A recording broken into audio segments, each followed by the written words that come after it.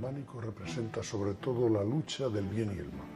El mal por excelencia es el diablo, lo trae el diablo. En el Evangelio se cuenta que Jesucristo se fue al desierto. Se acercó el diablo para tentarle. El diablo es el ángel caído que por su soberbia quiere igualarse a Dios. Es una cierta representación y un ataque contra la soberbia y contra el pensamiento elevado.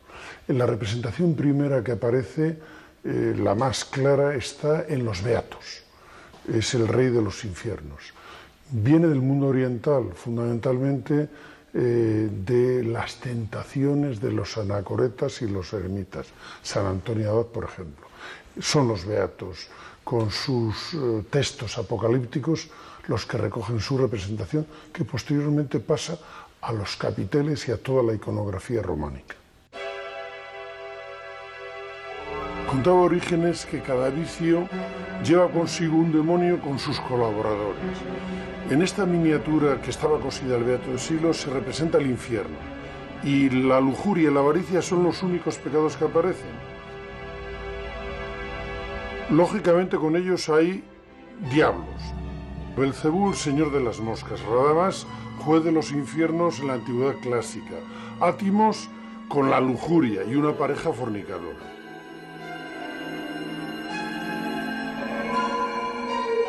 En el centro el condenado, que es un avaro mordido por dos serpientes. Se representa a San Miguel, que es el que pesa las almas, lo bueno y lo malo. Y Barrabás, que es la cuarta representación del diablo, hace trampas para desnivelar la balanza. El encargado de interceder por los hombres ante Dios es San Miguel.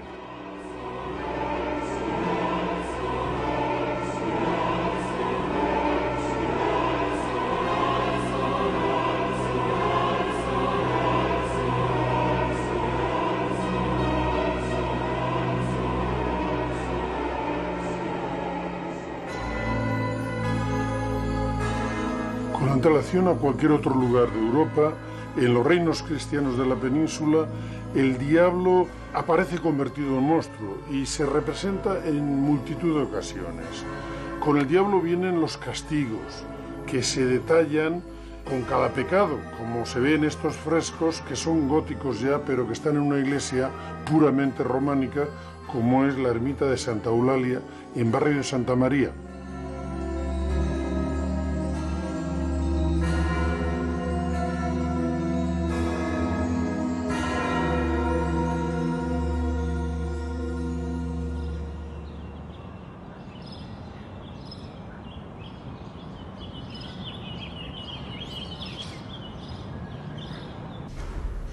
El diablo tentador aparece en la Biblia en la expulsión de Eva y de Adán y en el pecado en el paraíso.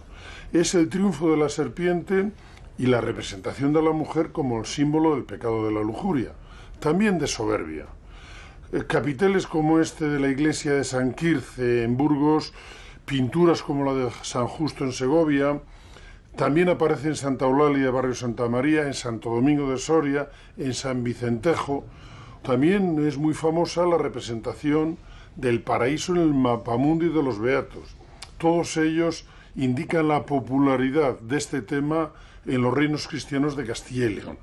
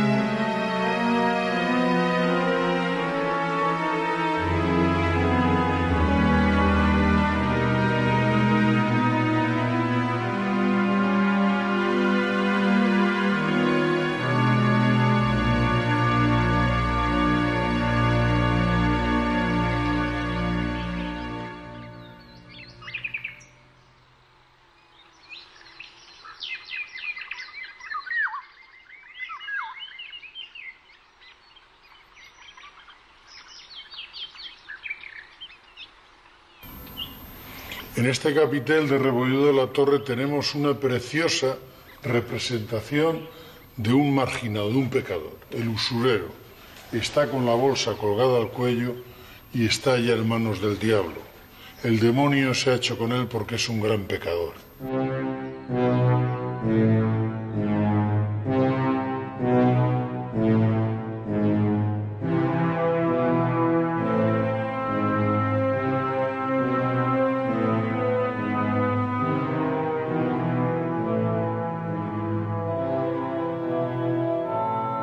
Desde los monasterios se establece un código moral y espiritual que vale para el monasterio y que vale para una sociedad que está en su entorno y que es desorganizada y analfabeta. Este código incluye a los señores, incluye a los siervos, a toda la sociedad.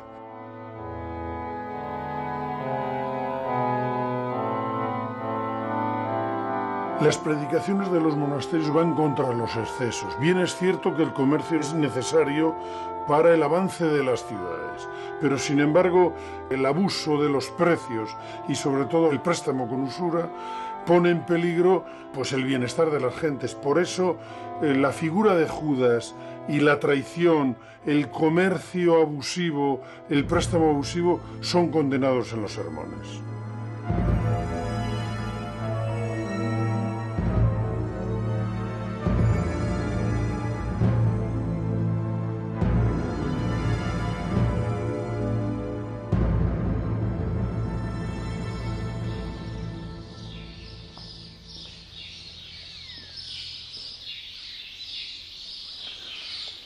A pesar de la riqueza de los monasterios, a los monjes se les exigía vivir en la pobreza.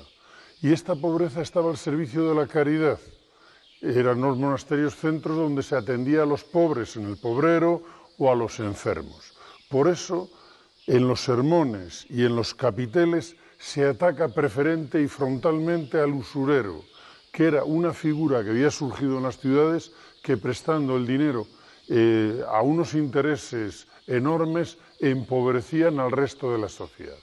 Y no solamente atacan al usurero por razones de religión, sino también por razones de poder, porque el usurero en la ciudad, con la cantidad de dinero que acumulaba, se convertía en un centro de competencia material y espiritual con lo que era la idea y la vida del monasterio.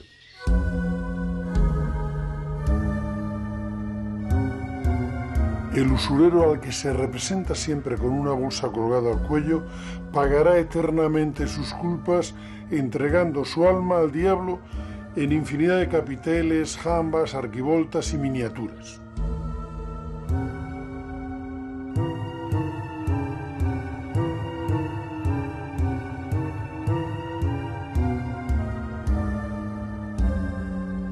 El otro gran pecado de tradición bíblica es la lujuria, a la que se representa con forma de mujer.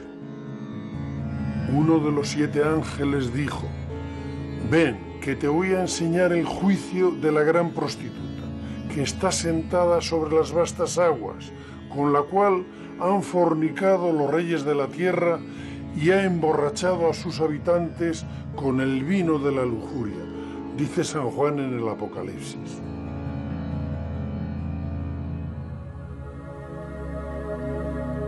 Los relieves de las iglesias tienen carácter didáctico. Por ejemplo, estos canecillos de San Pedro de Tejada de Burgos advierten de los vicios de la lujuria con imágenes que son directamente obscenas.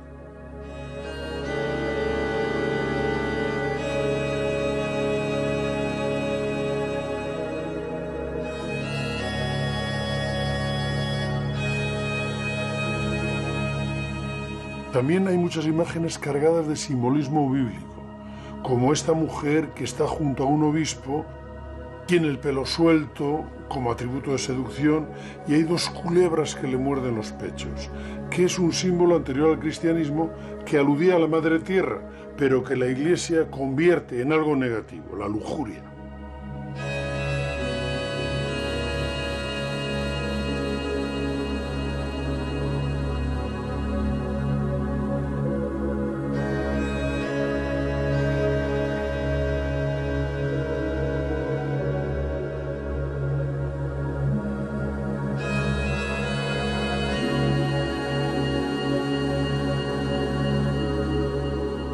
Esta iglesia de Cervatos en Cantabria es probablemente el mayor muestrario, tanto en canecillos como en capiteles, de toda clase de obscenidades en torno al sexo. Entre las más evidentes hay algunas mujeres pariendo. Probablemente es un símbolo de la lujuria porque puede significar que el que pare es que previamente ha pecado.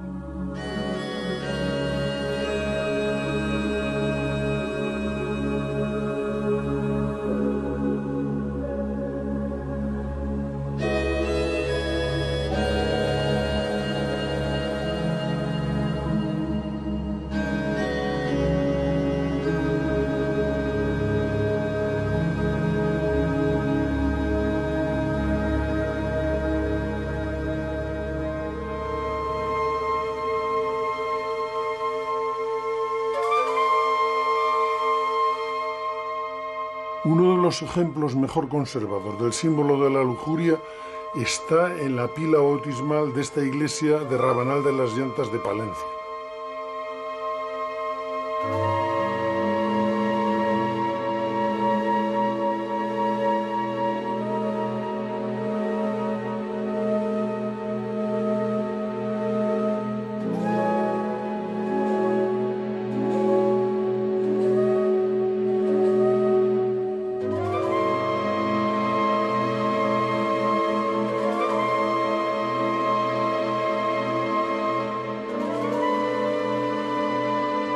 Una representación parecida, solo que más humilde, se encuentra en un canecillo de la iglesia de Matalobaniega, cerca de Aguilar de Campoo, en el norte de Palencia.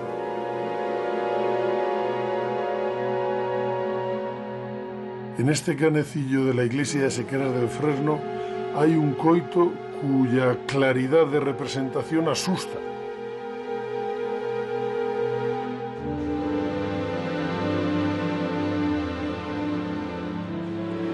La alegoría de la lujuria de un capitel de la iglesia de San Isidoro de León nos enseña cómo podía llegar a ser de barroco un escultor románico.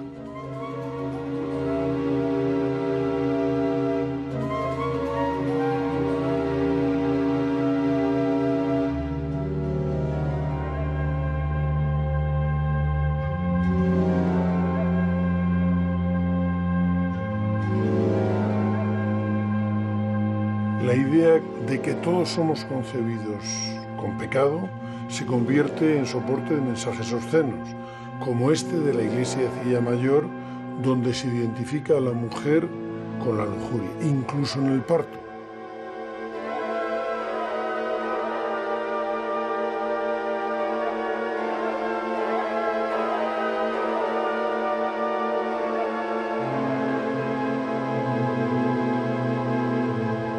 En el claustro de la concatedral de San Pedro de Soria hay una doble representación de la lujuria que nos recuerda que incluso en los monasterios la gran prostituta sigue al acecho.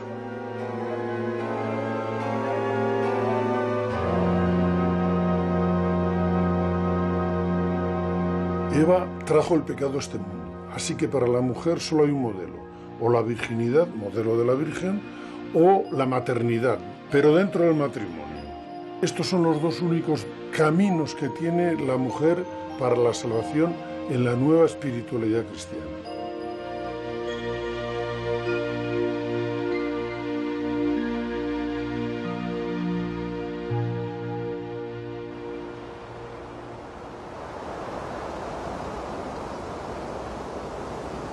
La sociedad medieval era una sociedad muy estamentada.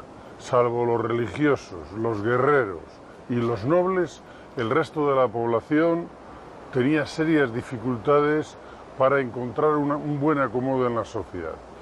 La lacra mayor que había en aquella sociedad, evidentemente, y la mayor marginación, era la pobreza. Las inclemencias del tiempo, el pedrisco, las sequías, producían grandes hambrunas. Afortunadamente, los monasterios tenían la función de alimentar a los pobres, que eran legión. En este monasterio de Aguilar de Campoo estamos delante del pobrero, que era la puerta que se encontraba entre la cocina y la despensa. Ante esta puerta se formaban grandes colas de pobres y mendigos que iban a obtener el socorro de los religiosos.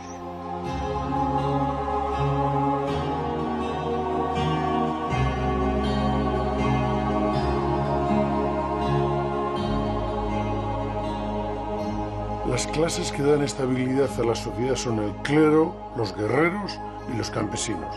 Por eso están bajo el amparo de Dios. El pobre, sin embargo, está ahí en medio y puede ser sospechoso y marginado porque ha sido condenado por sus pecados de despilfarro, o puede ser alabado porque es un modelo de humildad, como ocurre con estas dos escenas que se representan en la portada de San Vicente de Ávila, donde está la cena del rico Pulón y la muerte y la resurrección de Lázaro.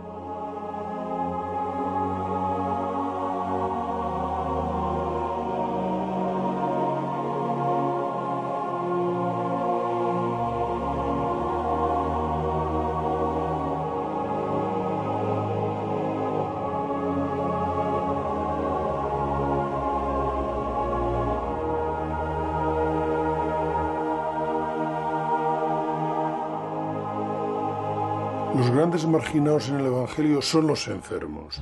Su curación o la resurrección de los que mueren glorifica a Jesucristo. De ahí la representación frecuente de resurrecciones como esta de Lázaro en el Panteón de San Isidoro, o de curación de leprosos. Los pobres existen para que ejerzamos en ellos la caridad. Por eso se representa a San Martín compartiendo la capa con un pobre junto a la Plaza Mayor de Salamanca.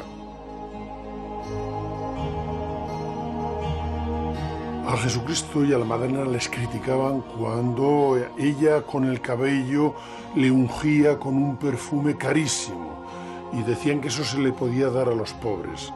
Siempre les tendréis con vosotros. San Agustín también decía que Dios hizo al pobre para probar al rico y creó al rico para probarle por medio del pobre.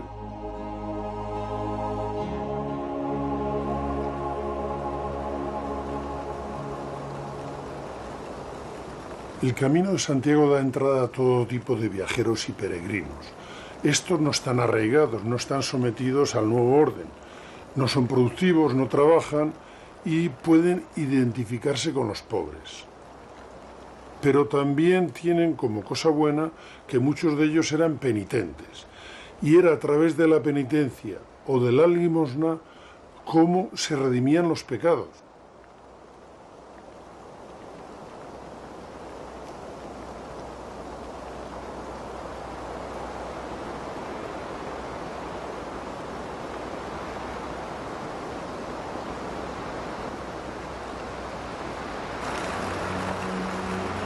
Al propio Jesucristo se le representa como peregrino cuando se aparece a los discípulos de Maús. Esta representación está en el claustro de Silos junto a la duda de Santo Tomás.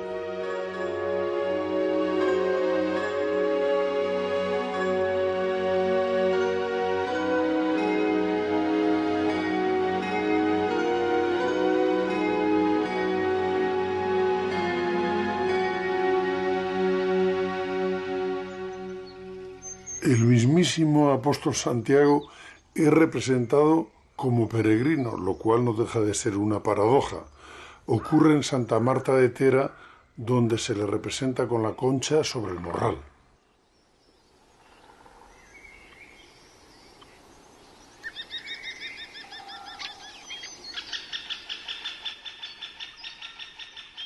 Hay personas que no caen en el pecado, no siguen al diablo, sino todo lo contrario. Son personas virtuosas que no son ni lujuriosas, son caritativas, no son avarientas, son los santos. Y el premio que reciben es no solamente la salvación eterna, sino que sirven de modelo, su vida sirve de modelo a los fieles. Por eso sus restos se guardan como reliquias para la veneración de los fieles. Este es el gran homenaje de la Iglesia a la santidad, a la virtud.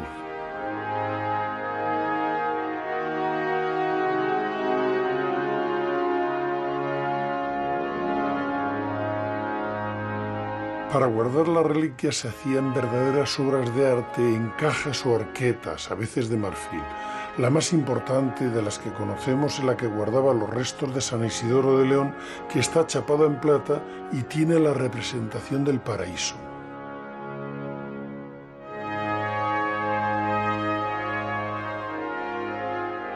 Uno de los mejores marfiles del románico es este Cristo de Carrizo, que quizás también era un relicario.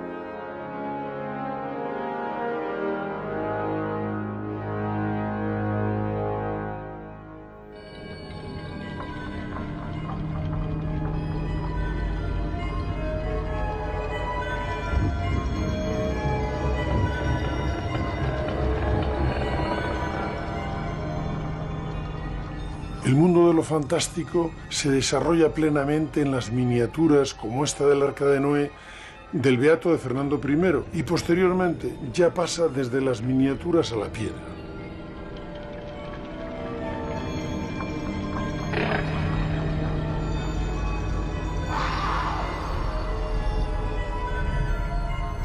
El cantero románico representa seres fantásticos, figuras monstruosas, símbolos bíblicos, todos ellos probablemente con influencias orientales. Se ajustan a la forma del capitel y no se repiten masivamente ni en claustros ni en iglesias. También aparecen en los espacios de las metopas como en los templos griegos.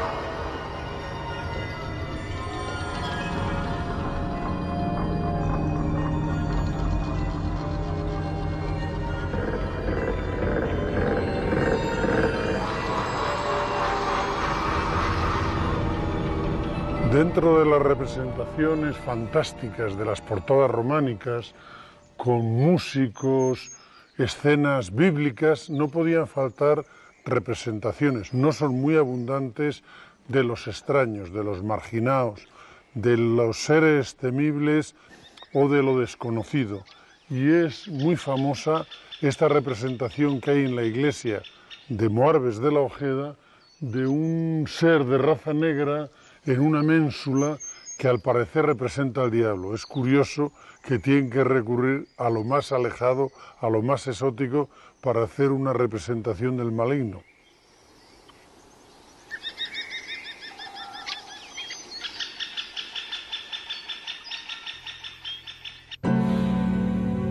En los Beatos el negro es la bestia, es el diablo que está junto al cuarto jinete del Apocalipsis. El blanco sería la virtud, el negro, lo sucio, sería el pecado. El negro es el que está atado y enjaulado por un ángel y es arrojado al abismo del que tardará 1000 años en salir. Justo 1000 años han pasado después del nacimiento de Cristo y estamos bajo la amenaza del Islam.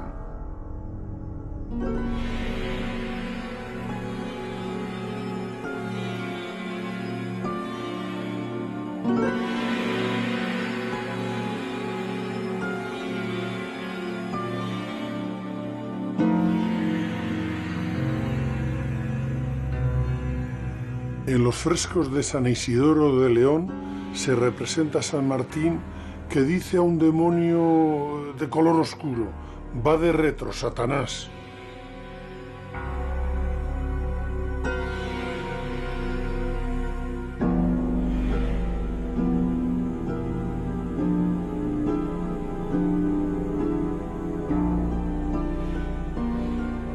El diablo era tan real en el cristianismo medieval que se le percibía directamente a través de los sentidos.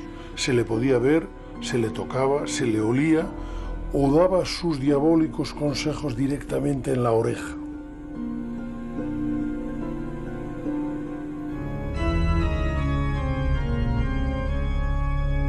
El románico no cesa de representar la lucha entre el bien y el mal. Ocurre en todas las iglesias o en muchas iglesias y pórticos. El más representado es el tema clásico de Hércules, que la traducción bíblica sería el Sansón desquijarrando al león, que es el mal o el Islam para la Iglesia.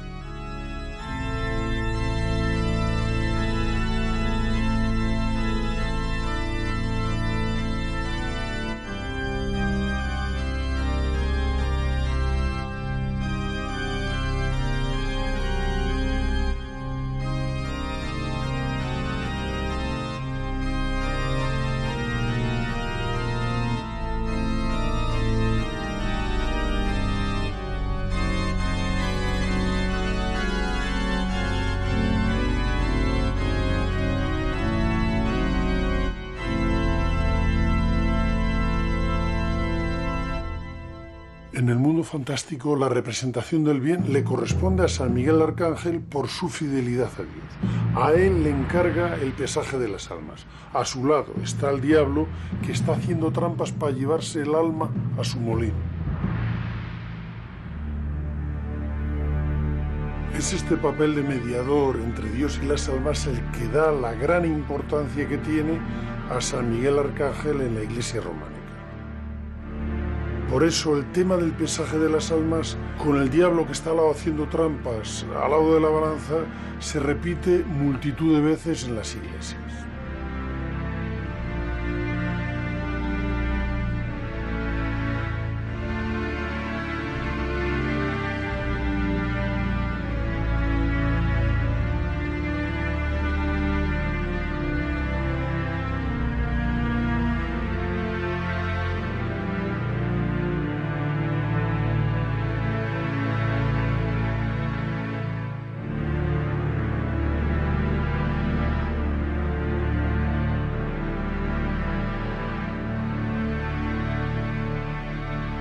En la representación de los beatos, la apoteosis del Apocalipsis es el juicio final.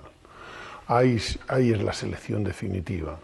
Los condenados, los pecadores, van al infierno y tienen que atravesar la boca tremenda de Leviatán. Están representados todos los estamentos sociales.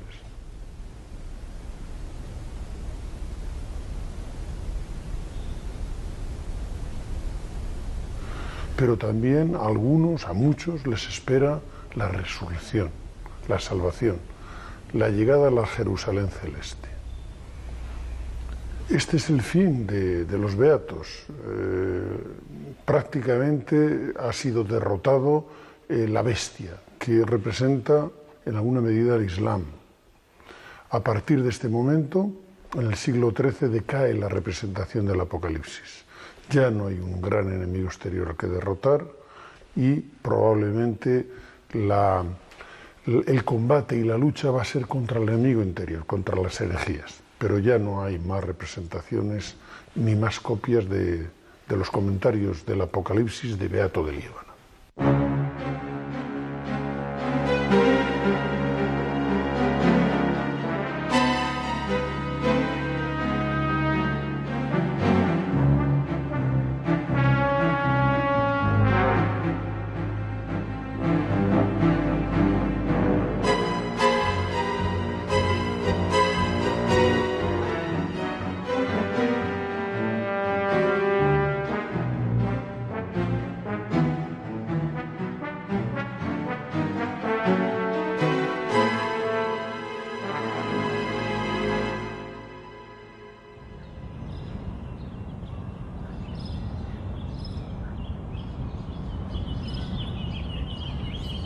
En arquitectura, la representación del bien es la iglesia.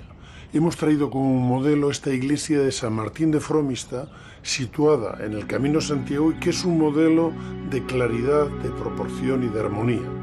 Se comenzó su construcción en el año 1066, y la sponsor fue Doña Mayor, viuda de Sancho el Mayor de Navarra.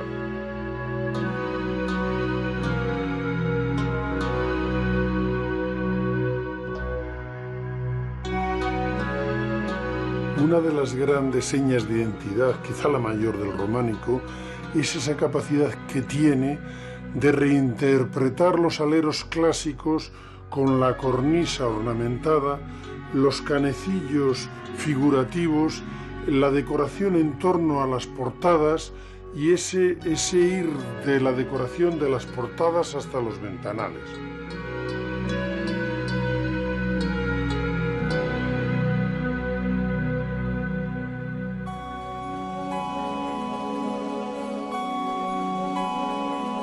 La iglesia de Fromista se levantó en el Camino de Santiago.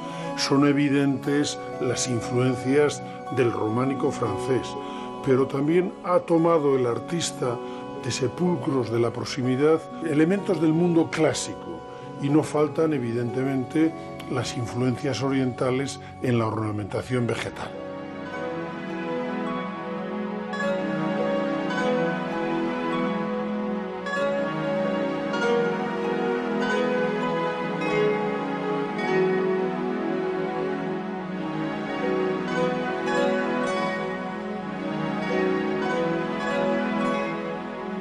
El mensaje apocalíptico de la lucha contra el pecado, que nos aparta del bien desde el origen en el paraíso, se distribuye en esta iglesia en un programa iconográfico que ahora mismo es difícil de descifrar en la narración, pero individualmente en los capiteles todos los temas son reconocibles.